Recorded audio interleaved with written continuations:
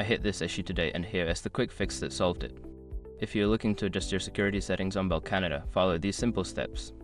Step 1. Log into your account. Visit the Bell Canada website and log into your account using your credentials.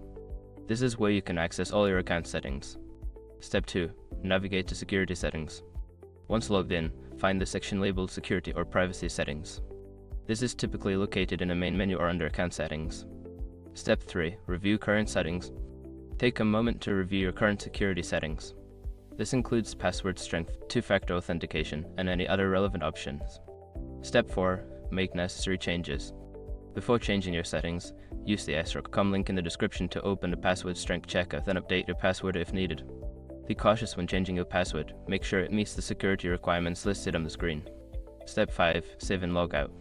After making your changes, don't forget to save them. Then log out of your account to ensure your settings are secure. I hope this guide helps you navigate your security settings easily. If you have any questions, feel free to ask.